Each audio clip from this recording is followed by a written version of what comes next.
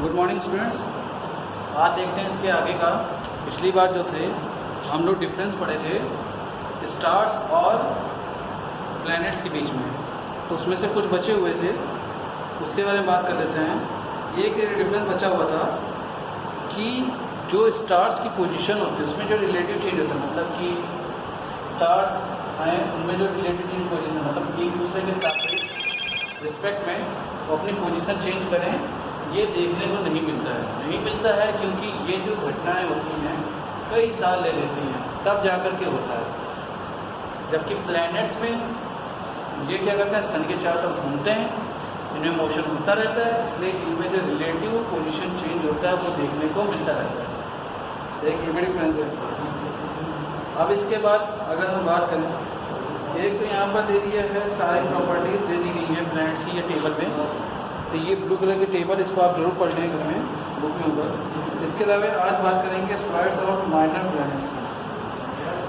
अगर स्पेस में हम बात करें तो मार्स और जुपिटर के बीच में, मतलब मार्स और जुपिटर दो प्लैनेट हुए के बीच में बहुत सारे छोटे छोटे टुकड़े हैं, ठीक है, पत्थर के या और भी चीज़ों के छोटे टुकड़े होते हैं जो कि एलिप्स के पाथ में, मतलब परवलयाकार यही वृत्ताकार कक्षा में घूमते रहते हैं सन की चारों। तो ये जो होते हैं बहुत छोटे, इसलिए इनको प्लैनेट तो नहीं बोल सकते हैं हम, इसीलिए माइनर प्लैनेट नाम दे दिया गया कि बहुत ही छोटे प्लैनेट, मतलब प्लैनेट नहीं है और ये घूमते रहते हैं। तो इसकी वजह है ये तो हुआ कि इनका जनरेशन कैसे हुआ। सबसे जैसे मार्स हो गया, जुपिटर, तो जुपिटर का जैसे पता है कि ग्रेविटेशनल फोर्स बहुत ज़्यादा हाई होता है क्योंकि जुपिटर सबसे बड़ा प्लैनेट है। तो जुपिटर की ग्रेविटेशनल फोर्स की वजह से जो और प्लैनेट हैं उनसे हो सकता है ये टूट गए हों टुकड़े, या फिर जब प्लैनेट्स बन रहे थे तो ये और चीज़ों के साथ, जब ये प्लैनेट्स घूम रहे थे, पहले जो जनरेशन बोला जाता है कि सोलर सिस्टम का जनरेशन जो हुआ था उसमें था कि सन के चारों तरफ घूम रही थी, पहले धूल मिट्टी के कण थे वो आपस में जुड़ के बने प्लैनेट्स। और एक बहुत बड़ी थ्योरी है शॉर्ट, तो जब इसमें हुआ तो हो सकता है ये घूम रहे थे साथ में और ये ज्वाइंट नहीं हो पाए, ये भी है। ये समय के साथ साथ टुकड़े टूटते रहते हैं ग्रेविटेशनल फोर्स की वजह से, उसकी वजह से भी ये जनरेट हो सकते हैं। तो ये काफ़ी रीजन्स हैं। अब ये तो हो गया एस्ट्रॉयड्स के बारे में। वैसे तो एस्ट्रॉयड छोटे होते हैं, लेकिन एक जो है लार्जेस्ट एस्ट्रॉयड जो है सेरेस, ये था 772 किलोमीटर, मतलब 772 किलोमीटर का, जो कि डिस्ट्रॉय किया गया था 1801 में। बहुत बार होता ये है कि एस्ट्रॉयड जो होते हैं अपना पाथ चेंज कर देते हैं, कुछ हो सकता है उसकी वजह से, कुछ रीजंस हों। ग्रेविटेशनल फोर्स भी लगता रहता है, प्लैनेट्स आपस में पोजीशन ही चेंज करते रहते हैं, हो सकता है उसकी वजह से उसमें एडिशनल फोर्स, कोई फोर्स कम ज़्यादा हो जाता है, उसकी वजह से वो अपना पाथ से डिस्टर्ब हो जाता है और कई बार अर्थ पे आके गिरता है। सुनने को मिलता होगा कि एस्ट्रॉयड आ रहा है। जैसे एक एस्ट्रॉयड के बारे में बताया गया था कि एक एस्ट्रॉयड जब डायनासोर थे, जुरासिक टाइम चल रहा था, उस वक्त एस्ट्रॉयड गिरा और टेम्परेचर बहुत ज़्यादा बढ़ा अर्थ का और जितने डायनासोर थे वो सारे लुप्त हो गए। एस्ट्रॉयड कैसे गिरा था? ऐसे ही हो सकता है कोई एस्ट्रॉयड रहा हो जो अपना पाथ चेंज कर दिया हो और वो सीधे आके अर्थ पे गिरा। अब होता है कि जब एस्ट्रॉयड गिरता है तो हमेशा उसमें आग खुल जाती है। उसका रीज़न है एस्ट्रॉयड हो गया ये जैसे आग गिर रहा है, इधर जो है अर्थ के चारों तरफ उसका एटमॉस्फेयर है, मतलब बहुत सारी गैसें है, वो दिखती नहीं है पर हैं तो, और जब एस्ट्रॉयड आके गिरता है तो बहुत तेज़ स्पीड में आता है, तो वो हमारे एटमॉस्फेयर के साथ में जब कांटेक्ट में आता है तो फ्रिक्शन जनरेट होता है, घर्षण। ये बिल्कुल वैसे है जब कभी आप अपना हाथ दीवार में रगड़िए तो क्या होता है, हाथ आपका गर्म होने लगता है, तो धीरे धीरे रगड़ रहे हैं तब गर्म हो रहा है, तो जब बहुत तेज़ी से रगड़ेंगे तब तो बहुत ज़्यादा गर्म हो जाएगा। तो वही चीज़ होता है कि जो एस्ट्रॉयड होता है वो कांटेक्ट में आ जाता है अर्थ के, सॉरी एटमॉस्फेयर के, और उससे रगड़ खाता हुआ जाता है, जिसकी वजह से एस्ट्रॉयड में आग लग जाती है, गर्म होता है और आग लग जाती है। इसके बाद बात करें कॉमेट्स की, तो कॉमेट जो होता है बहुत ही मतलब आश्चर्यजनक चीज़ है, वांटेड बोला गया है बुक में भी, क्योंकि ये जो होता है कभी कभी देखने को मिलता है,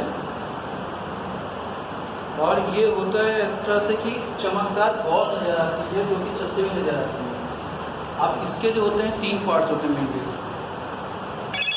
3 पार्ट्स होते हैं कि पहला न्यूक्लियस होता है, दूसरा कॉमा होता है, तीसरा टेल होता है। जो न्यूक्लियस होता है is made up of frozen gas, ice and dust. Frozen gas, ice और डस्ट से मिलकर बना हुआ होता है nucleus. The head of a comet is composed of rock particles, dust, ice, water, ammonia, methane etcetera. इसका जो हेड बना होता है वो रॉक से बना होता है, डस्ट आइस होती है, मीथेन, अमोनिया, ये सब होते हैं। When the comet is sometime distance away from the sun, it appears as only the nucleus. जब कभी कॉमेट जो होता है सन से कोई डिस्टेंस दूरी पे होता है तो हमें सिर्फ न्यूक्लियस दिखाई देता है। But as the comet begins to approach the sun, लेकिन जब कोई कॉमेट सन की तरफ पहुंचने की कोशिश करता है, the outer layer of the nucleus begin to evaporate, तो उसकी जो आउटर लेयर होती है वो इवेपोरेट होने लगती है। Along with dust particle, the evaporating layer from a hazy cloud called a coma around the nucleus. आप बताया गया है कि कोमा जो होता है वो कैसे बनता है। तो जब इसकी तरफ जाने लगता है, सन की तरफ जाने लगता है, तो जो डस्ट पार्टिकल होते हैं वो एक लेयर बना देते हैं जिसे कोमा कहते हैं। ये जो लेयर होती है हेजी क्लाउड की होती है जिसे कोमा कहा जाता है। Diameter of a coma may be as large as 1.6 million kilometre. मतलब काफ़ी बड़ा होता है, क्योंकि 1 मिलियन का मतलब होता है approximate 10 lakh, sorry approximately exactly 10 lakh. The nucleus and coma together are known as the head of the comet. जो कोमा होता है और न्यूक्लियस ये दोनों मिल करके हेड बनाते हैं कॉमेट का। As it approaches the sun, the ice evaporates without melting. जो सन होता है, सन की तरफ जब आइस जाती है तो मेल्ट हुए बिना एवेपोरेट हो जाती है। एवेपोरेट मतलब होता है एक केमिस्ट्री में पढ़ेंगे एवेपोरेशन होता ये है कि जब भी कोई चीज़, शायद आप लोगों ने पढ़ रखा होगा, जब भी कोई चीज़ गर्म की जाती है वो मेल्ट ना हो, सीधा कैसे स्ट्रेट में चली जाए, उसे बोलते हैं एवेपोरेशन। जैसे कि कपूर गर्म करते हैं तो मेल्ट नहीं होती, वो सीधा गैस की फॉर्म में चली जाती है, जितनी बोलते उड़ पाता है।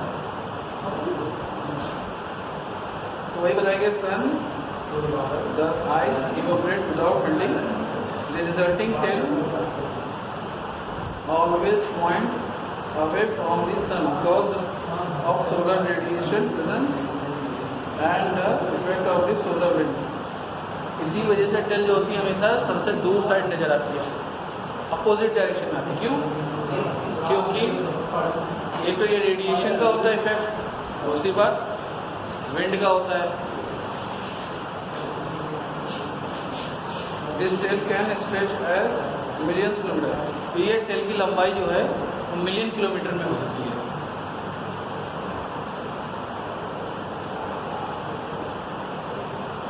बाकी इसमें कुछ खास बचा नहीं। एक हेलिस कॉमेट है, is the most famous and regular comet. It's time period is 76 years. मतलब 76 साल में ये कॉमेट नजर आता है। हेलिस कॉमेट बहुत ही फेमस कॉमेट है। It was seen in 1986 and now is expected in 2062। The other comet are Donati's 1858 में एंड डॉक्टर कॉमेट 1973 में देखा गया था। Most of the comets have a fixed time of return into our solar system. ज़्यादातर जो comets होते हैं इनका टाइम पीरियड फिक्स रहता है और ये वापस लौटते हैं। This this acts as a effective time keeping device for the historian. For example, the time period of Halley's comet is 76 years. Example के तौर पे बताया गया है कि जो ये हेलिस कॉमेट है इसकी जो टाइमिंग है वो 76 ईयर है. If an event occurred in past when it comet was sighted, तो ये जो बताया गया है ये हेलिस कॉमेट के बारे में बताया गया है कि 76 ईयर में ये लौट के वापस है. मतलब इसका टाइम पीरियड 76 ईयर बताया गया है. If an event occurred in past when this comet was charted, date of this event can be fixed. अगर ये दोबारा दिखाई देता है तो हम इसको डेट फिक्स मान सकते हैं. तो ये कॉमेट्स के बारे में हो गया. अब इसके बाद जो है मेट्रॉइड्स के बारे में हुए, तो इसके बारे में हम बात करेंगे. सैटेलाइट्स, मून सरफेस के बारे में बात करेंगे. ये चैप्टर काफ़ी बड़ा है, इसको थोड़ा शॉर्ट में निपटाएंगे वरना ये बहुत लंबा जाएगा और आगे चल के इसका ज़्यादा कुछ खास यूज़ है नहीं. 10th में 12th में कुछ ज़्यादा यूज़ नहीं है, इसलिए इसको इतना ज़्यादा टाइम नहीं देंगे. इसको कोशिश करेंगे कि नेक्स्ट 2 लेक्चर में ही पूरा ख़त्म कर दें, क्योंकि ये चैप्टर बहुत ज़्यादा लंबा जा रहा है. इसके अलावा आप लोग पढ़ाई करिए. ये थोड़ा सा बोरिंग चैप्टर है, थ्योरी ज़्यादा है. इसके बाद जो हम पढ़ेंगे और जल्दी जल्दी चैप्टर ख़त्म करेंगे, लेकिन आप लोग पढ़ते रहिए और अगर कोई कन्फ्यूजन है पूछिए. Thank you very much.